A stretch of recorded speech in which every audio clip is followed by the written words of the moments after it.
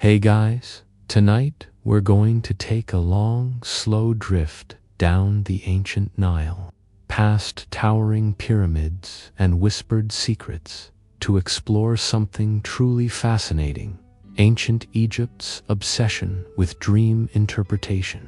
Imagine yourself not tucked into a modern bed, but perhaps lying on a simple reed mat in a mud brick home. The distant sounds of the desert wind whispering through palm frond. The air is warm and dry, carrying the faint scent of incense from a nearby temple. As you close your eyes, you're not just hoping for a restful night. You're keenly aware that the dreams that visit you might be profound messages, direct communications from the gods themselves. You probably won't survive a single night without wondering if that weird dream about a talking ibis actually meant something incredibly significant.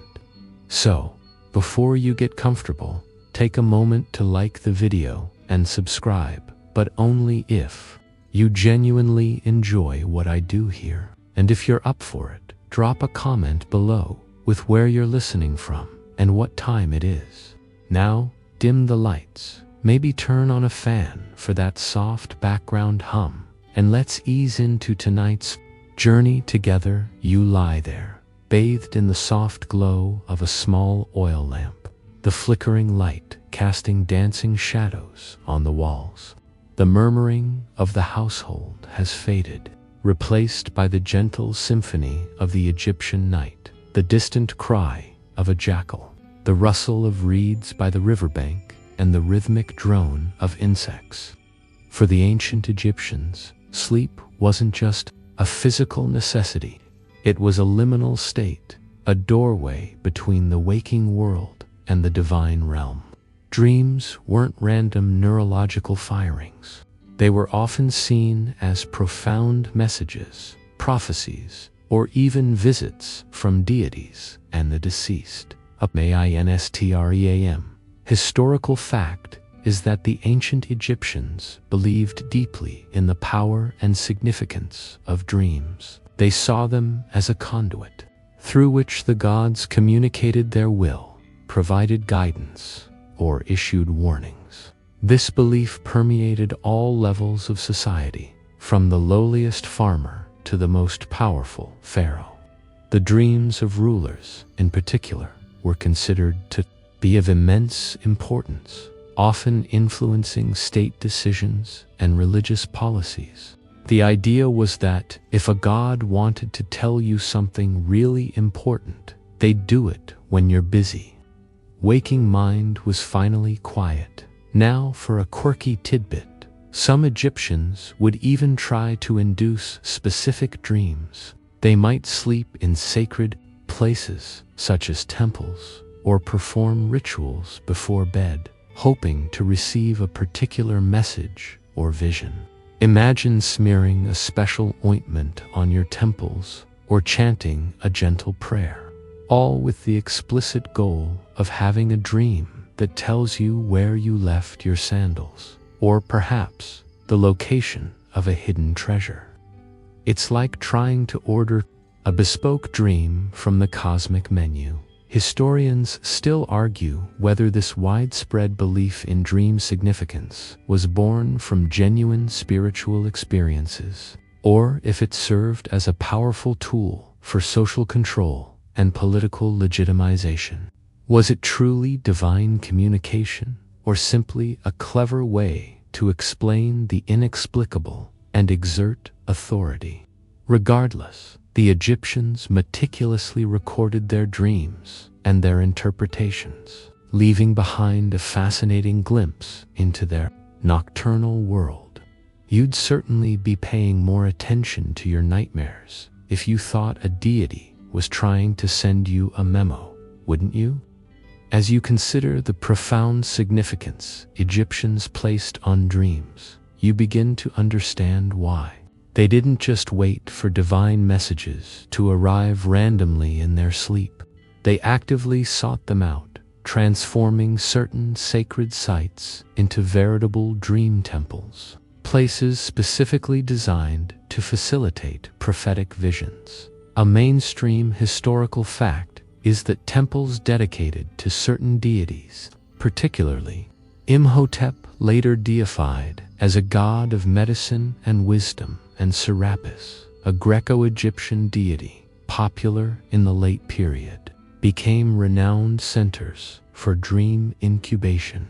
Pilgrims from far and wide would travel to these sacred precincts, hoping to sleep within the temple walls and receive a dream that would offer healing, guidance, or a glimpse into the future.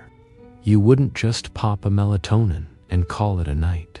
You'd embark on a spiritual pilgrimage, undergoing purification rituals before you even lay down your mat. Now for a quirky tidbit. The process of incubation, sleeping in a sacred place for a dream, often involved more than just finding a quiet spot. Before sleeping, you might be required to fast, cleanse yourself thoroughly, and offer specific prayers or sacrifices to the deity. Some accounts even suggest that dream seekers would consume mild psychoactive plants, though this is debated and likely not widespread. Imagine arriving at a serene temple courtyard, the scent of incense heavy in the air, finding your designated spot among other hopefuls, all preparing their minds and bodies for a divine nocturnal encounter. It was less like a sleep study and more like a spiritual retreat with a very specific, mystical goal. Historians still argue whether the effectiveness of these dream frimples was due to genuine divine intervention, the psychological power of suggestion and ritual, or simply the altered state induced by fasting and the solemn atmosphere. Was it the gods speaking directly, or a clever ancient form of hypnotherapy? Regardless, these temples offered a structured environment for those desperate for answers that the waking world couldn't provide. You would lie there, listening to the soft murmur of the wind through the temple columns, the distant chirping of crickets, your mind primed and expectant, hoping for a dream that held the key to your fate. It makes your ordinary bedtime routine seem rather mundane, doesn't it? Once a dream, particularly a vivid or perplexing one, had been experienced within the sacred precincts of a dream temple, or even in your humble home, the next crucial step was deciphering its hidden meaning. This wasn't a task for just anyone. It required specialized knowledge and, quite often, the guidance of those uniquely attuned to the divine, the priests. A mainstream historical fact is that priests in ancient Egypt weren't just responsible for temple rituals and offerings. They often served as a crucial bridge between the mortal and divine realms. This extended to the interpretation of dreams. Many temple scribes and specialized priests were trained in the complex art of dream analysis, drawing upon centuries of accumulated wisdom and recorded interpretations. You wouldn't just Google, "What does dreaming of a snake mean?" You'd consult a learned priest who possessed the sacred knowledge to unlock your nocturnal visions. Imagine humbly approaching a priest, perhaps in a quiet corner of the temple, meticulously recounting the details of your dream, watching their face for any subtle reaction.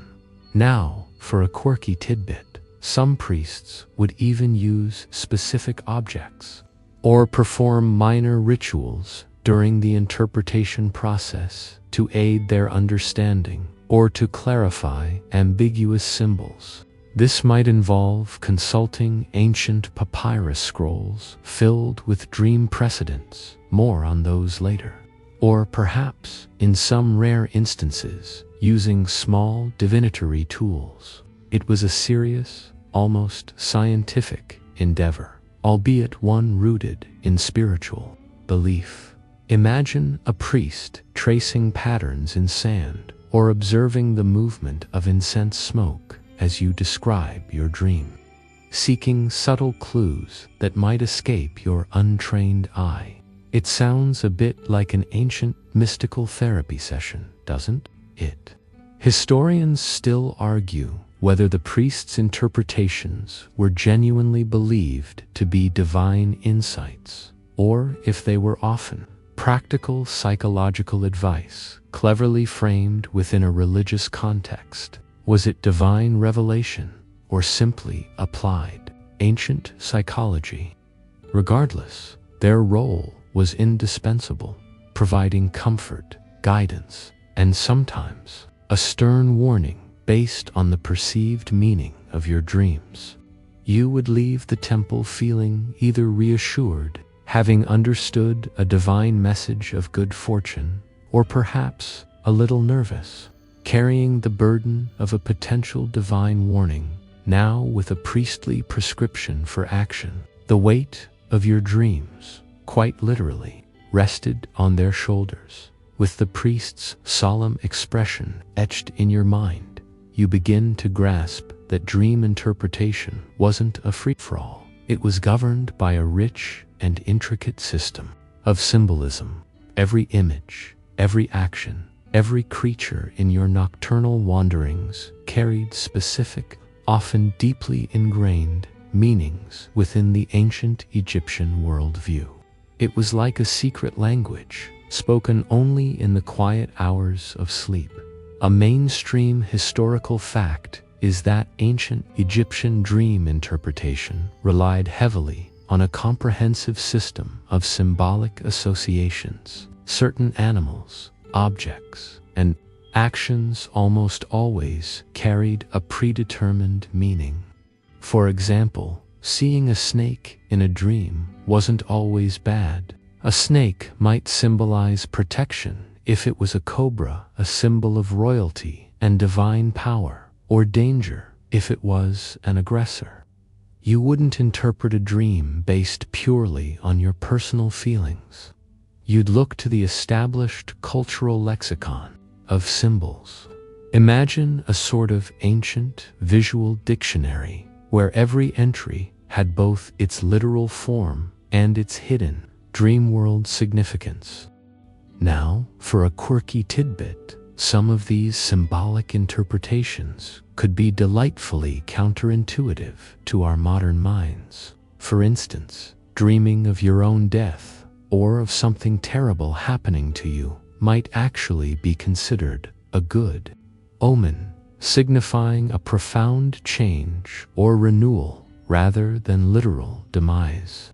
Conversely, dreaming of something seemingly innocuous, like seeing a mouse, might be a warning of theft or danger. Imagine explaining to your dream interpreter, "I dreamed I was drowning," and instead of offering comfort, they say, "Excellent. This means you will rise to great prosperity."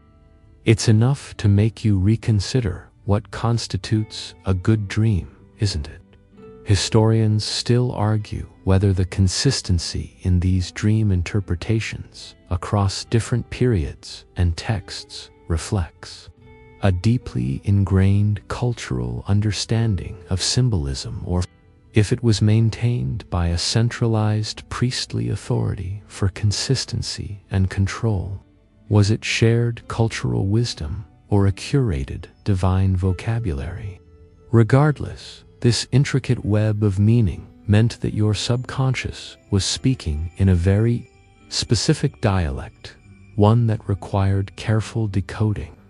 You would lie awake after a dream, trying to piece together its various elements, knowing that each detail held a clue to your future, your health, or your standing with the gods. It was a constant, gentle puzzle played out in the theater of your sleeping mind. Section 5. Given the meticulous system of dream symbolism, you'd find that not all nocturnal visions were harbingers of doom and gloom. Indeed, many dreams were eagerly awaited as powerful positive omens, promising prosperity, health, or divine favor. For the ancient Egyptians, a good dream was a soothing balm, offering reassurance and hope in a world often fraught with uncertainty. A mainstream historical fact is that dreams depicting the Nile overflowing, a bountiful harvest, or the appearance of a benevolent deity were consistently interpreted as auspicious. These visions directly correlated with the fundamental well-being of Egyptian society, which was heavily reliant on the annual inundation of the Nile for agricultural prosperity. You would wake with a genuine sense of relief and optimism if your dream showed verdant fields or fat cattle, knowing that the gods were smiling upon your endeavors. Imagine the collective sigh of contentment when the pharaoh, after a dream incubation ritual, announced a vision of a prosperous harvest.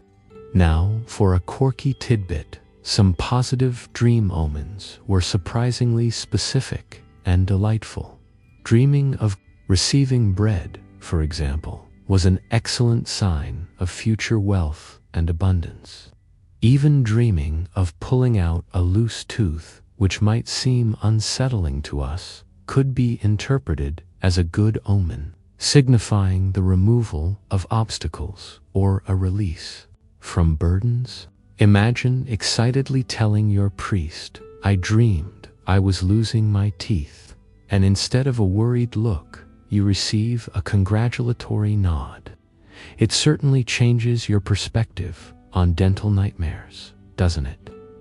Historians still argue whether the prevalence of positive dream interpretations in some ancient texts reflects a genuine cultural optimism, or if it was a deliberate strategy by priests to provide comfort and maintain social stability. Was it a reflection of deep faith, or a form of ancient feel-good therapy? Regardless, the promise of good fortune conveyed through dreams offered a powerful psychological benefit. You would drift off to sleep, perhaps with a quiet prayer, hoping for a dream that showed you feasting or sailing smoothly down the Nile, confident that such a vision would bring blessings to your waking life. It truly turned your sleeping hours into a potential lottery for good news. Section 6. While the promise of positive omens was certainly a comforting aspect of Egyptian dream life, the darker side of nocturnal visions, the nightmares, were taken just as seriously, if not more so. A frightening dream wasn't just a fleeting discomfort. It was a potential warning, a divine displeasure, or even a malevolent attack, requiring immediate and often elaborate countermeasures. You didn't just shake it off. You actively tried to undo its ominous potential. A mainstream historical fact is that bad dreams were meticulously recorded in ancient Egyptian dream books, often alongside specific rituals or actions to avert the negative prophecies. Dreaming of falling into fire, seeing a dead person, or being bitten by a snake, unless it was the benevolent cobra, of course, were almost universally interpreted as harbingers of misfortune, illness, or even death. You would wake up in a cold sweat, your heart pounding, not just from the terror of the dream itself, but from the fear of what it foretold. Imagine a world where a bad dream wasn't just a personal inconvenience, but a potential divine threat that needed immediate action. Now, for a quirky tidbit, the prescribed remedies for averting bad omens could be quite specific and, to our modern minds, wonderfully strange. If you dreamed of seeing a cat, which was often a bad sign, you might be instructed to recite a particular magical spell before dawn, or to make a specific offering to a deity. Some texts suggest rituals involving spitting, burning specific herbs, or even drawing certain symbols on your body.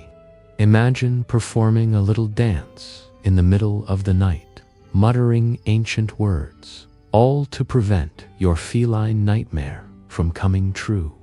It sounds like a quirky form of ancient damage control, doesn't it? Historians still argue whether the detailed instructions for averting bad dreams were genuinely believed to counteract divine will, or if they primarily served as a psychological coping mechanism, giving individuals a sense of control over their anxieties. Was it effective magic, or simply a powerful placebo? Regardless, the sheer effort put into these dream deflection rituals highlights the profound fear and respect the Egyptians had for the power of the subconscious and the messages it carried. You would feel a profound sense of urgency, knowing that inaction could mean inviting misfortune into your waking life. The quiet of your room, broken only by your anxious breath, would be filled with your whispered incantations, desperately trying to change your destiny before the sun rose. Whether seeking positive omens or desperately averting bad ones, the ancient Egyptians didn't just passively await dreams. They actively cultivated certain states and environments to encourage sleep itself, often intertwining practical methods with mystical rituals, hoping to invite benevolent visions and ward off restless nights. You didn't just switch off the light, you performed a gentle, nightly ceremony. A mainstream historical fact is that hygiene and personal cleanliness were highly valued in ancient Egypt, not just for health, but also for spiritual purity. Before bed, you might engage in thorough washing, perhaps with scented oils, as a way to cleanse both body and spirit, making yourself a more suitable vessel for divine communication. This purification was thought to set the stage for peaceful and insightful dreams. Imagine the cool water on your skin after a hot day, the earthy scent of a simple soap, calming your senses as the sun dips below the horizon. It was a sensory preparation for the journey into slumber. Now for a quirky tidbit. Beyond practical cleanliness, some Egyptians employed specific aromatic compounds and gentle sounds to aid sleep. Certain herbs, like poppy, in a very mild, preparation, often just the seeds, or perhaps oil, mandrake, or even lotus flowers, were believed to have soothing properties. You might burn a small amount of incense with these herbs, letting the smoke gently fill your sleeping space, or place dried flowers near your head. Some scholars also suggest that gentle, repetitive sounds, perhaps a soft lullaby or the rhythmic splash of water, were used. Imagine a small brazier emitting a faint, sweet smoke, its tendrils curling upwards as you listen to the distant, rhythmic creak of a water wheel drawing water from the Nile. It sounds remarkably similar to modern aromatherapy and white noise, doesn't it? Historians still argue whether the effectiveness of these practices was due to genuine physiological effects of the herbs and sounds, or primarily a psychological comfort, a ritual that calmed the mind.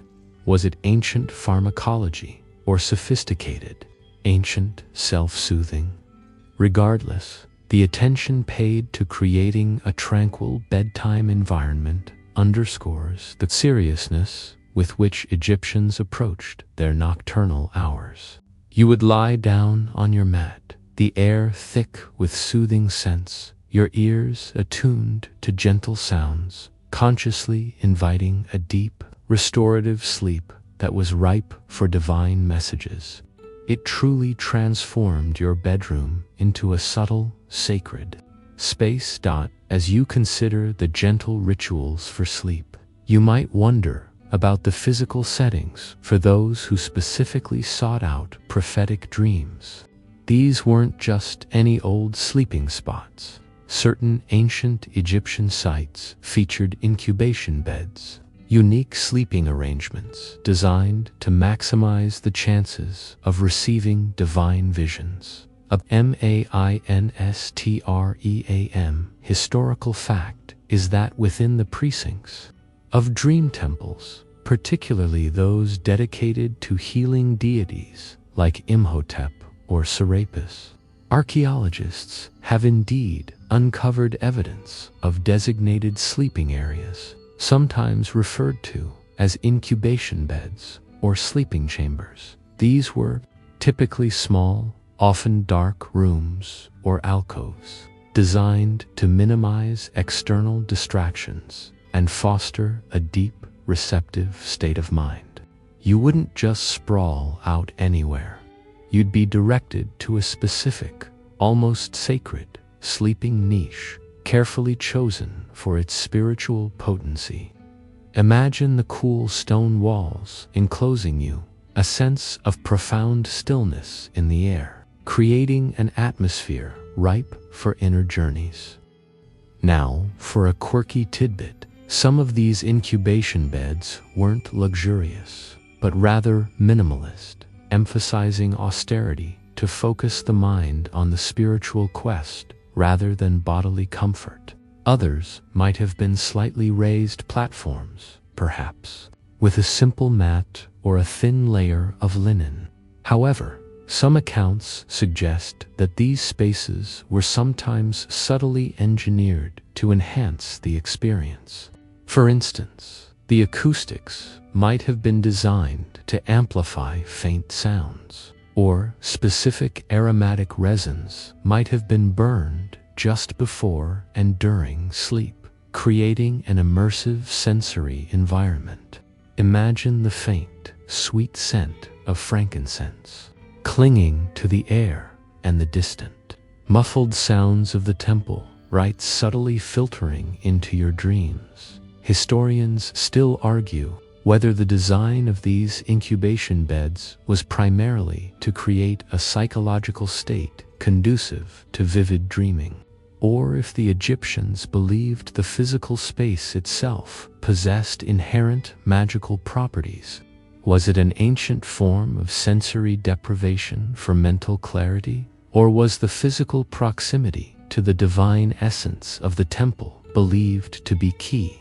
Regardless, these specialized sleeping chambers highlight the profound importance placed on dreams as a source of divine communication. You would lie there, feeling the weight of centuries of hopeful sleepers who had come before you, their aspirations mingling with the very stones of the place, your mind quiet and ready for whatever message the night might bring.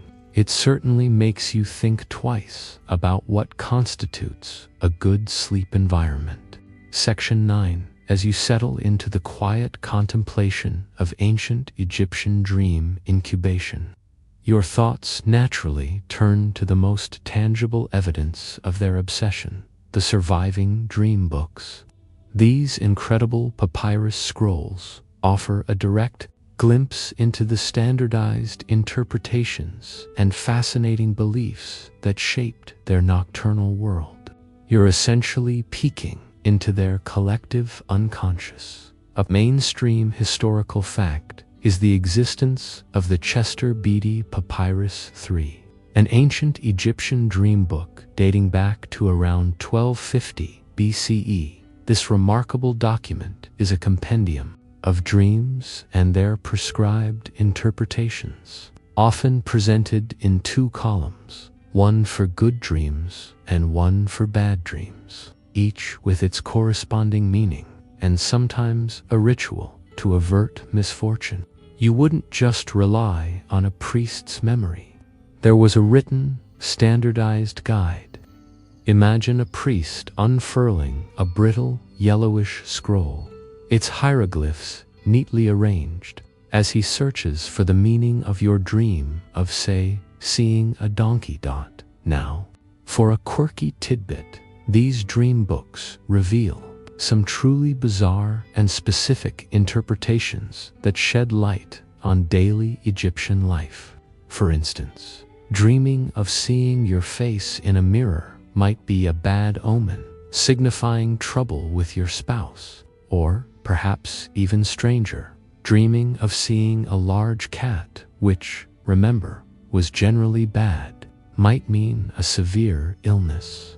But if you dreamed of seeing a woman with an open door, that was a good omen, suggesting prosperity. It gives you a peculiar insight into the anxieties and hopes of the time, doesn't it? It's like a cosmic cheat sheet for life, but with very specific and sometimes baffling rules.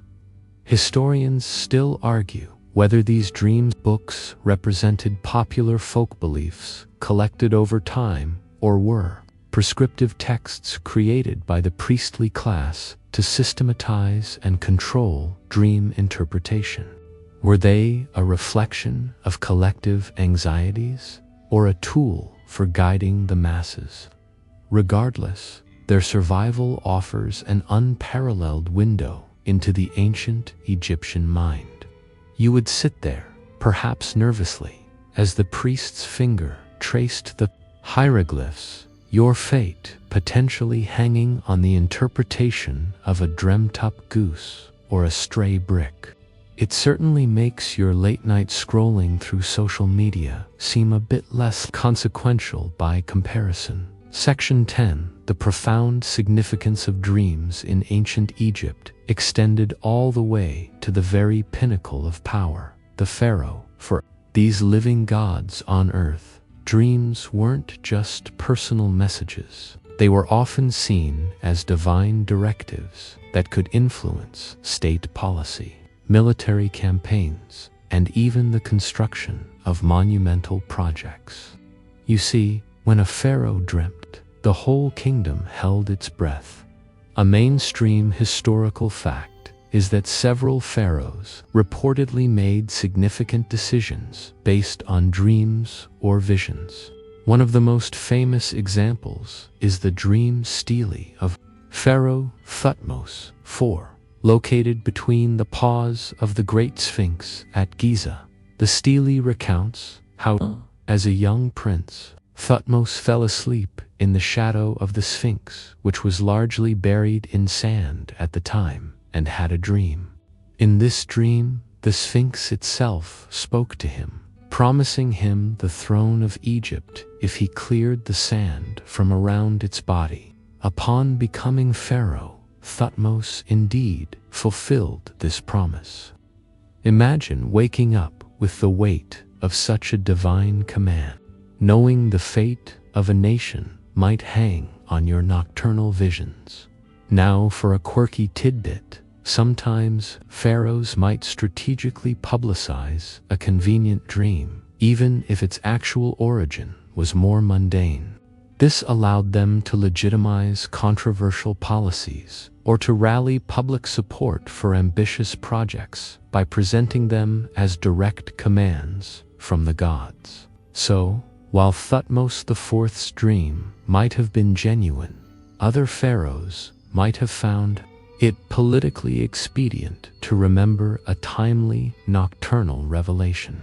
It's a bit like an ancient royal press release, isn't it? Divine decree. The Nile will indeed flood exceptionally high this year, as revealed to His Majesty in a sacred dream. So everyone, plant extra grain. Historians still argue whether these royal dreams were genuinely believed by the pharaohs themselves to be divine communications, or if they were largely rhetorical devices used to bolster their authority and manipulate public opinion.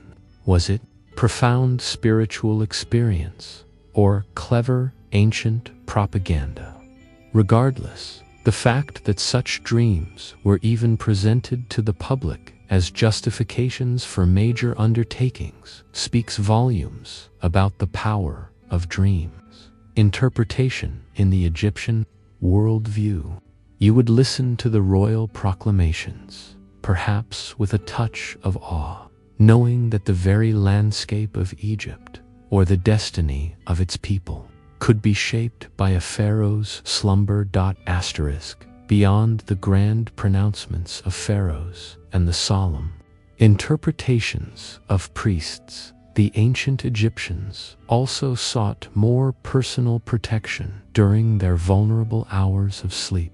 They turned to various forms of magic, amulets, spells, and protective symbols to ensure that their slumber was safe from malevolent forces and that their dreams remained benevolent. You didn't just lock your door. You invoked spiritual guardians. A mainstream historical fact is that amulets were incredibly popular in ancient Egypt, worn by both the living and the dead for protection and good fortune. Many of these amulets were specifically designed to safeguard individuals during sleep, a time when the soul was believed to be vulnerable as it traveled outside the body.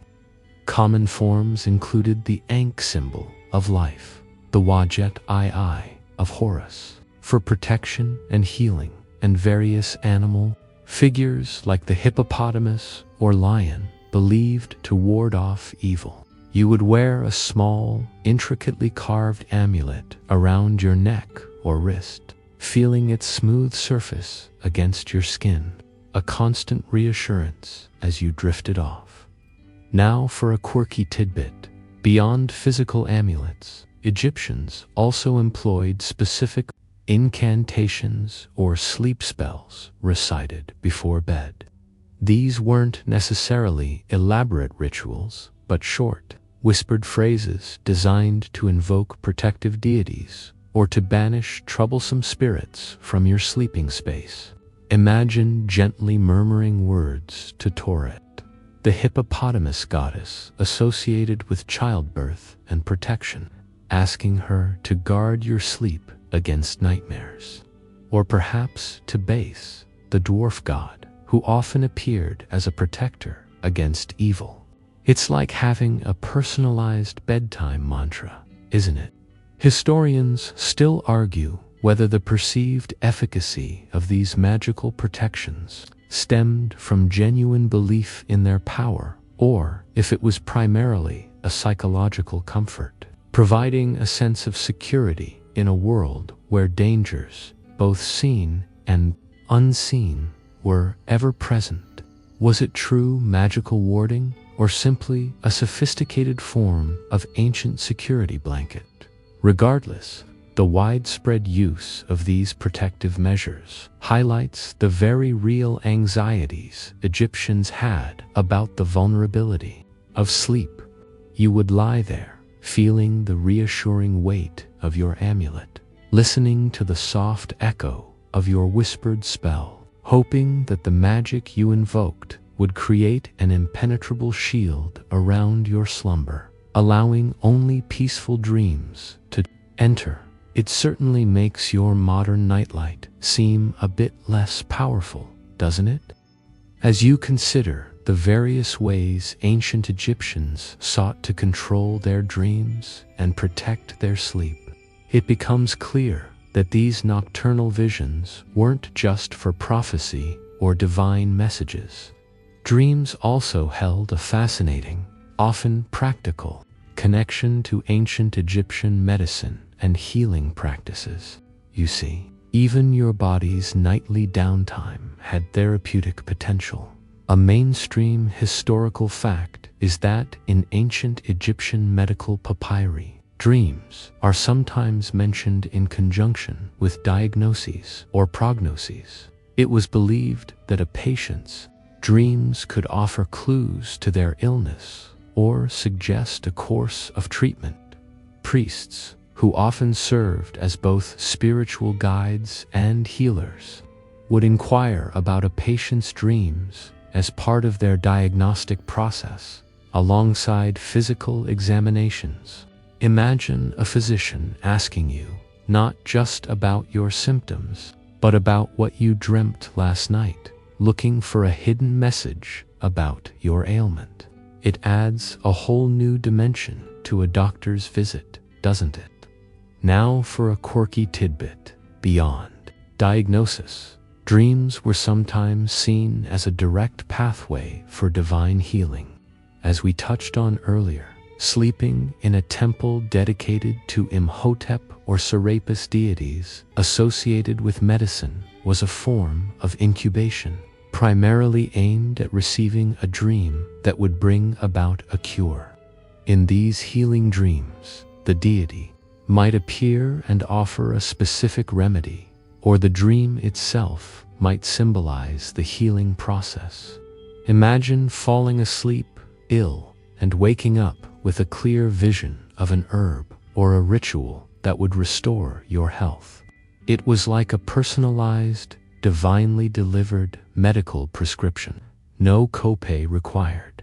Historians still argue whether the perceived healing in dreams was a genuine miraculous intervention or a powerful manifestation of the placebo effect, where strong belief in the ritual led to real physiological improvements.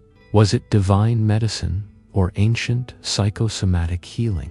Regardless, the integration of dreams into the medical landscape highlights the holistic approach of ancient Egyptian healing, where physical well-being was inextricably linked with spiritual and psychological states.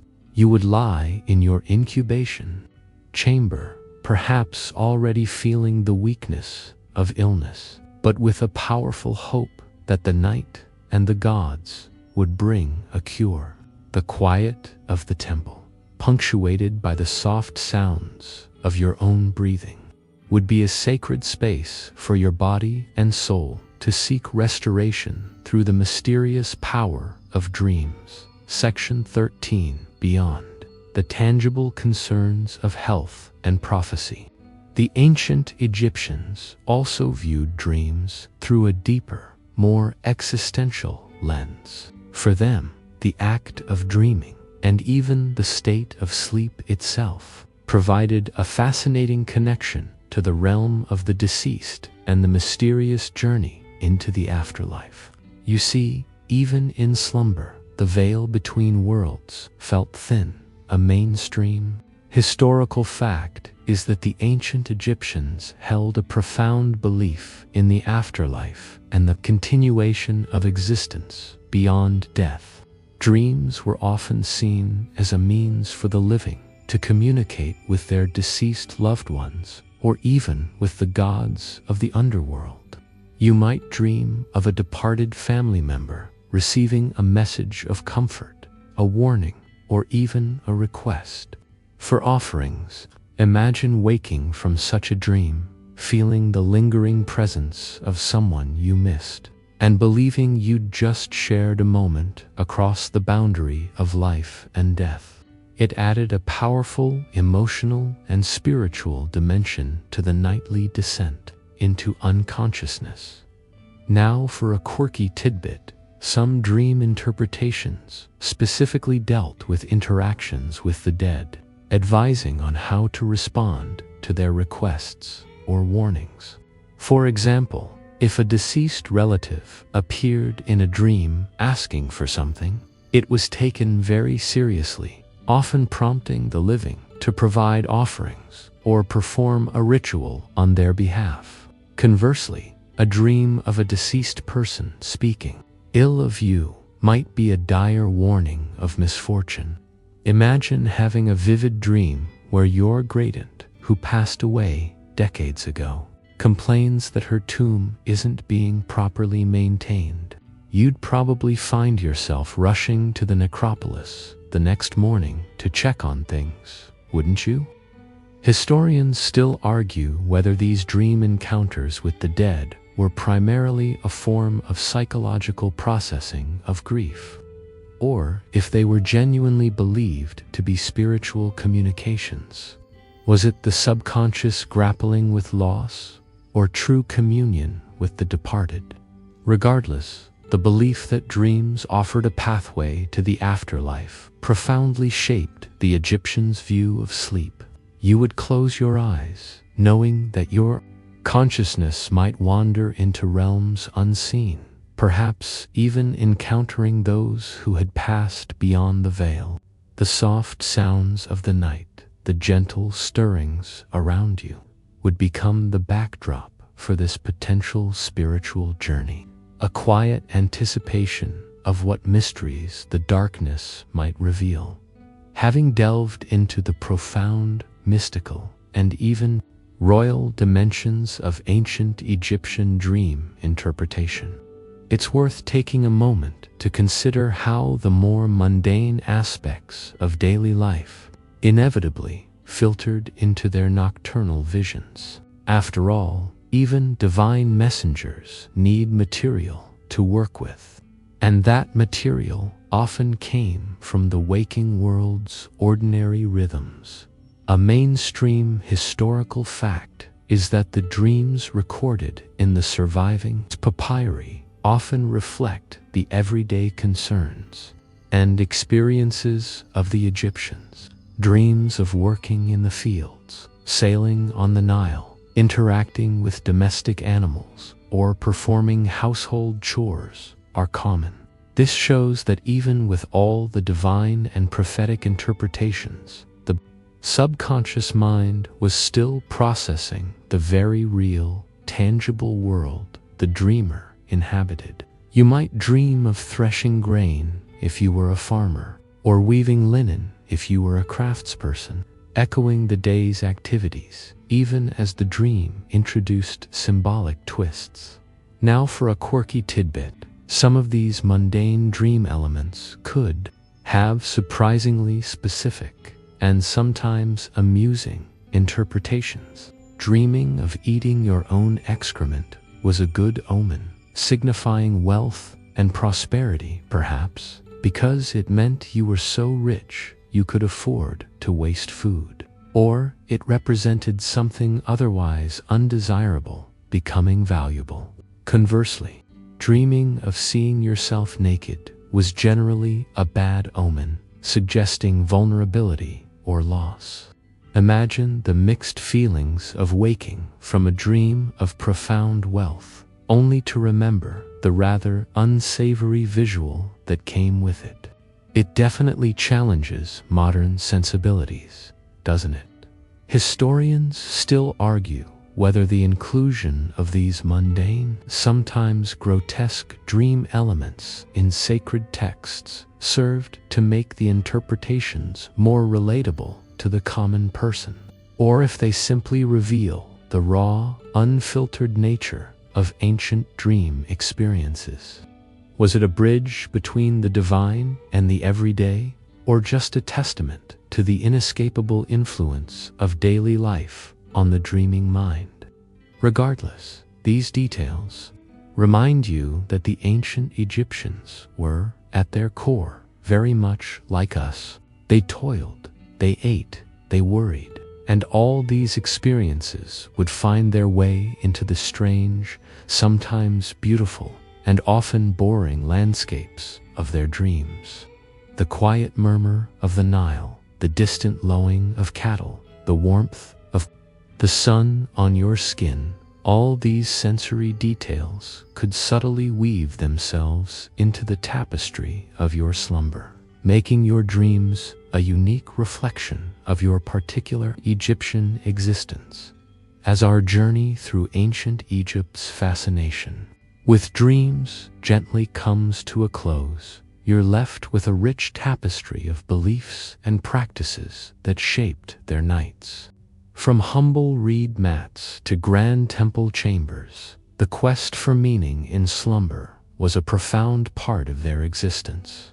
The legacy of their lucid slumber, in its own quiet way, continues to echo through history. A mainstream historical fact is that many modern psychological theories of dreaming, while far removed from divine intervention, still acknowledge the dream's role in processing daily experiences, anxieties, and desires. The Egyptian focus on symbolic interpretation, even if its framework was spiritual, was an early form of seeking meaning in the subconscious. A quest that continues today in fields like psychoanalysis. You might not believe a god is sending you a message, but you might still ponder what your recurrent dream about being late means for your waking life. It's a testament to the enduring human fascination with the mysteries of the mind, asleep or awake. Now for a quirky tidbit. The detailed dream diaries and dream books of ancient Egypt are, in a sense, the earliest known forms of widespread collective psychological data. They reveal shared cultural anxieties, common daily struggles, and universal human hopes. Imagine archaeologists poring over these ancient scrolls, not just for historical facts, but almost as a collective unconscious of an entire civilization, offering insights into their emotional landscape. It's like a prehistoric Reddit forum for dream interpretation, isn't it? Historians still argue whether the detailed categorization of dreams in these papyri led to a more rigid interpretation system over time, or if it allowed for greater personal customization by trained priests. Did it ossify belief or make it more accessible? You can now let the images of ancient Egyptian nights, of whispering priests and dream-seeking pharaohs softly recede. The sounds of the Nile, the distant desert wind, and the gentle crackle of an oil lamp fade into the quiet of your own room. Feel the comfort of your modern bed, the familiar darkness, a gentle contrast to the intense spiritual scrutiny of Egyptian slumber. As you drift away, perhaps a quiet smile touches your lips, appreciating the enduring human curiosity about the world beyond waking, and the peaceful assurance that tonight your dreams are truly and utterly your own. It's been quite a journey, hasn't it? From the clatter of Roman wagons under a starlit sky to the soft rustle of a straw mattress, we've explored the surprisingly complex world of ancient Roman sleep. You've imagined the faint scent of lamp oil, the murmur of distant voices, and the quiet relief of a communal bath. Now, as the last echoes of those ancient nights fade, allow your own world to grow hushed. Let the gentle hum of your surroundings become a comforting background, a soft blanket for your thoughts. Feel the warmth of your covers, the gentle support beneath you. Release any lingering thoughts of ancient philosophers or sleepless emperors. The day's work is done, and the night is here to hold you gently. Let your breathing slow, deep and even, like the gentle lapping of waves on a distant shore.